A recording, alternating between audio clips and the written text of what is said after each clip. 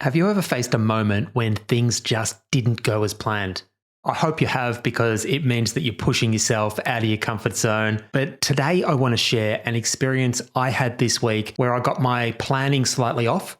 Things didn't go to plan, and how in the end I've been able to react to this mistake in a way that has allowed me to use it as a positive and really reinforce what is most important to me.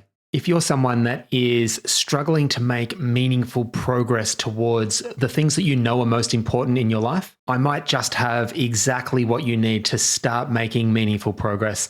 My 5-minute a day continuous improvement and daily planning checklist may be just the thing to give you the kickstart you need. It's been specifically designed for entrepreneurs like you that are struggling to find that sense of balance in their lives.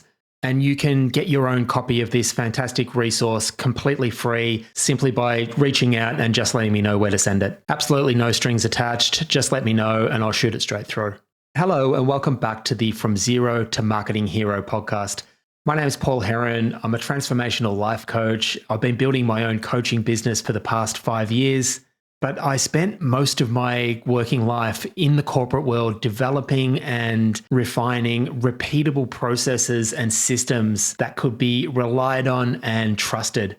And the thing that I've learned over the past 5 years is that it's this exact same mindset that really is key to enabling us to find the certainty that we're looking for in our businesses and in our lives.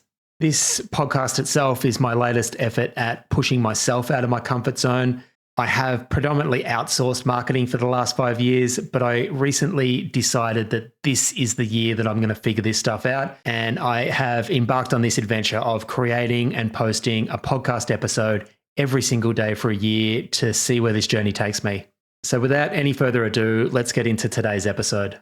So today I want to talk through how the way we respond and react to mistakes, big and small, can be the biggest opportunities that we have to grow, both personally and professionally. So what was the mistake that I made this week? Well, I am quite busy at the moment. I've got a lot of commitments. I'm committed to showing up each day, creating this podcast. I have my coaching business. I've been doing some training. I've been doing a Facebook ads course, which has been tremendously valuable.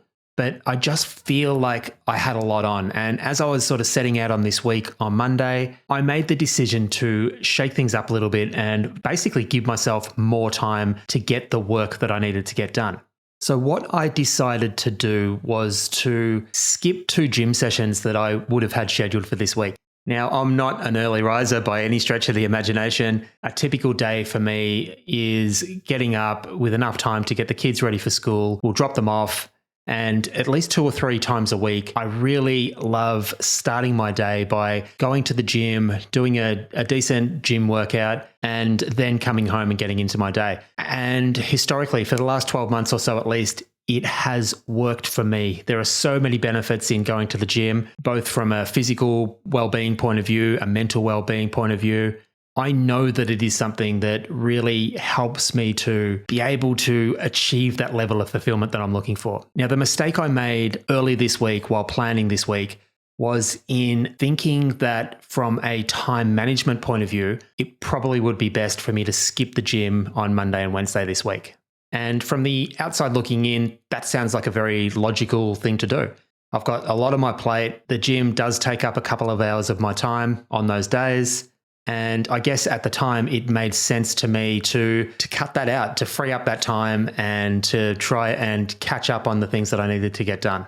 So that was the decision I made. And I think it all caught up with me by about Wednesday night. I just was feeling off. I just didn't feel as energetic. I was quite lethargic. My mind felt a little bit scattered. I was all over the place. Ultimately, I didn't feel like I was being as productive as I normally am. And it actually took me a while to really figure out what was going on. So by Wednesday, I knew something was off. Come Thursday, I had a busy day. I had kids off at sports carnivals. And again, I just did not feel productive.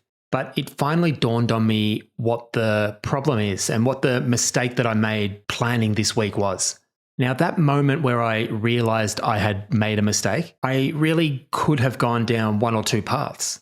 An older version of me may have been really critical and judgmental, saying things like, man, you know this stuff, you know how important this is, which may have led to a cycle or falling back into that cycle of being critical on myself.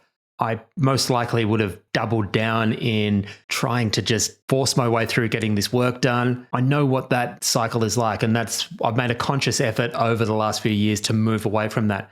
What I was able to do, though, in that moment where I had that light bulb moment go off, was look at that realization in a positive light.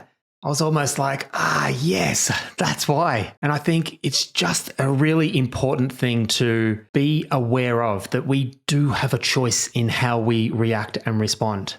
So in this case, the second I realized, I was able to almost bring a smile to my face and go, yes, that's it. It was a mistake to think that taking the gym away was going to allow me to be more productive. So the second I became aware of that, it was Thursday night. It's Friday today as I record this, but it was the last night that I realized and recognized. And the first thing I did was make a commitment to myself. Friday morning, I had space in my calendar and I went straight down to the gym today. And it is amazing how much better I feel after almost a week of not working out and not doing that thing that I know is so important for me. And I think the key takeaway here is we are all cultivating and trying to figure out our own unique recipe for success. From a purely mathematical point of view, it makes sense if we're looking at being as productive and using our time to get as much work as we can get done. It makes sense to not have other activities interrupt our day. But I think we need to look beyond that.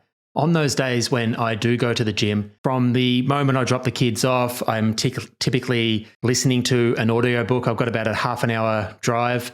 I use the time at the gym. I'm constantly having various different ideas, and I seem to have my digital notebooks open every 5 minutes, jotting down ideas for podcast episodes or content creation.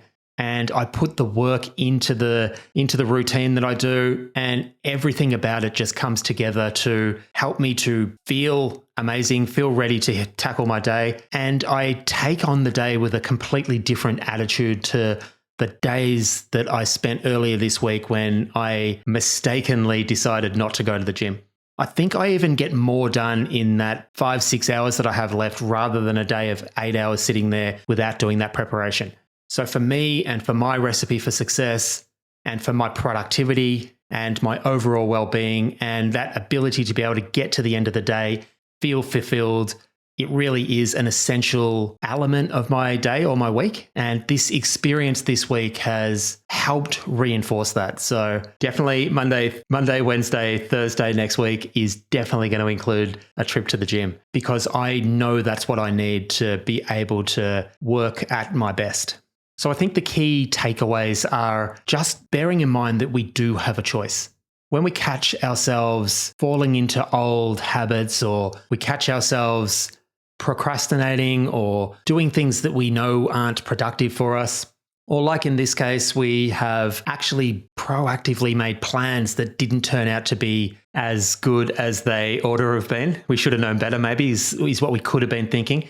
But I think the big takeaway is to just recognize these moments that we become aware as opportunities, because they are, to start getting really curious about how we can take the lessons out of the mistakes that we've made, and to have that feedback or that information available to us when we go about planning our next steps, to really help cultivate a positive cycle of taking lessons from all the feedback we get, being okay with failure and messing things up, and developing that healthy relationship that is so important, healthy relationship with ourselves, which is such an important factor in us experiencing life the way that we want to experience it. So I'm going to leave it there for today. I hope you've got some value from this. So if you are ready to start taking more action in line with what you know is most important to you, my 5-minute daily planning and continuous improvement checklist may be the exact thing you need right now to get started.